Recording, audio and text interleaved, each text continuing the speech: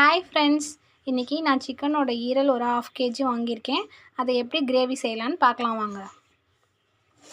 அதுக்கு தேவையான பொருட்கள்: கொஞ்சம் இஞ்சி, கொஞ்சம் சின்ன வெங்காயம், கொஞ்சம் பூண்டு, சோம்பு, மிளகு, சீரகம், பட்டை, கிராம்பு. இந்த இன்க்ரீடியன்ட்ஸ் எல்லாத்தையும் நம்ம மிக்ஸி ஜாரில் போட்டு இப்போ அரைக்க போகிறோம். அரைச்சதுக்கப்புறம் நான் உங்கள்கிட்ட காட்டுறேன்.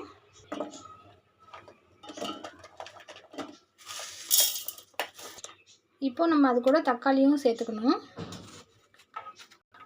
இப்போ அரைச்ச அந்த தக்காளி கூட இந்த சிக்கன் பவுடர் கொஞ்சமும், இந்த மிளகாத்தூள் கொஞ்சமும் நம்ம சேர்க்க போகிறோம். அது கூட இந்த உப்பும் சேர்த்து அதையும் திருப்பி அரைக்க போகிறோம். நம்ம தேவையான இன்க்ரீடியன்ட்ஸ் எல்லாத்தையும் நல்லா ஃபைன் பேஸ்ட்டாக அரைச்சிட்டோம் ஃப்ரெண்ட்ஸ்.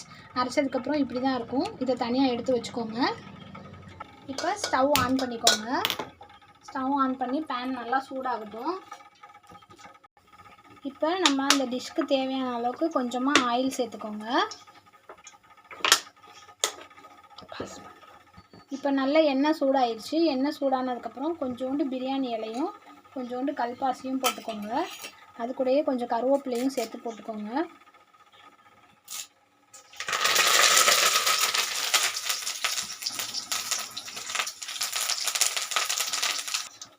இப்போது நம்ம நல்லா ஃபைனாக அரைச்சி வச்ச மசாலா பேஸ்ட் போட போகிறோம்.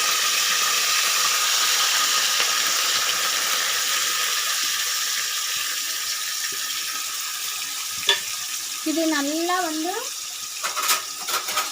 வதங்கணும் ஃப்ரெண்ட்ஸ். இது நல்லா வதங்குற வரைக்கும் நல்லா வதக்கிட்டே இருங்க. நான் வதங்கணும் எண்ணெய் பிரிஞ்சு வரும்போது உங்களுக்கு காட்டுறேன். இந்த மாதிரி நல்லா வதக்கிக்கோங்க ஃப்ரெண்ட்ஸ். இந்த ஸ்டேஜ் வரும்போது நீங்கள் என்ன பண்ணுங்கள், நல்லா மஞ்சத்தூள் போட்டு கழுவி வச்சுக்கோங்க. நல்லா மஞ்சத்தூள் போட்டு க்ளீன் பண்ணி வச்சுருக்க இந்த ஈரலையும் இது கூட நம்ம சேர்த்துடலாம்.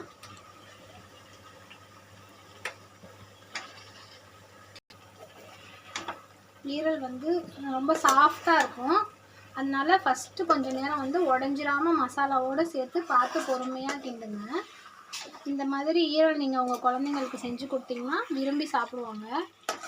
உங்களுக்கு தேவையான அளவுக்கு காரம் சேர்த்துக்கோங்க குழந்தைங்க சாப்பிட்ணுன்னா. இல்லை நல்லா சாப்பிடுவீங்க, காரமாக சாப்பிடுவீங்கனாலும் அதுக்கு தகுந்த மாதிரி காரம் சேர்த்துக்கோங்க ஃப்ரெண்ட்ஸ். இது நல்லா வதங்கட்டும். வதங்கினோடனே ஒரு 1/2 glass தண்ணி சேர்த்துக்கணும். தண்ணி சேர்த்துக்கோங்க. இந்த அளவுக்கு தண்ணி சேர்த்துக்கோங்க. தண்ணி சேர்த்துட்டு நல்லா ஒரு டைம் கிண்டி விட்டுக்கோங்க. கிண்டி விட்டுட்டு இந்த ஸ்டேஜில் உப்பு காரம்லாம் சரியாக இருக்கான்னு செக் பண்ணிக்கோங்க. எல்லாமே போதும்னா நீங்கள் இதோட அப்படியே ஒரு மூடியை போட்டு மூடி வச்சுருங்க. அப்பப்போ மூடியை ஓப்பன் பண்ணி கொஞ்சம் அந்த தண்ணி வற்றிருச்சான்னு செக் பண்ணிக்கோங்க. தண்ணி வற்றுற அளவுக்கு நல்லா கிண்டி விட்டுக்கோங்க. கிண்டி விட்டுட்டு திருப்பியும் மூடி போட்டு மூடி வச்சுருங்க. இந்த ஸ்டேஜில் இது செமி கிரேவியாக இருக்குது ஃப்ரெண்ட்ஸ். இந்த ஸ்டேஜில் வேணும்னாலும் நீங்கள் எடுத்துக்கலாம். எடுத்து உங்களுக்கு இட்லி, தோசை, சப்பாத்தி இந்த மாதிரி டிஷ் கூட தொட்டு சாப்பிட்லாம், நல்லாயிருக்கும். அதுக்கப்புறம் இன்னும் கொஞ்சம் உங்களுக்கு ட்ரையாக வேணும்னாலும் நீங்கள் இதை இன்னும் கொஞ்சம் ட்ரை பண்ணிக்கலாம். அப்படியே இந்த ஸ்டேஜில் கொஞ்சம் கொத்தமல்லியை போட்டுக்கலாம். நல்லா கொத்தமல்லி இந்த மாதிரி கையிலே பிச்சு போட்டுக்கோங்க. அப்போ தான் நல்லா ஃப்ரெஷ்ஷாக உங்களுக்கு அந்த வாசம் நல்லாயிருக்கும். போட்டுட்டு ஒரு கிண்டிக்கோங்க. கிண்டி இதை இறக்கிட்டு நம்ம சர்வ் பண்ணலாம். இப்போ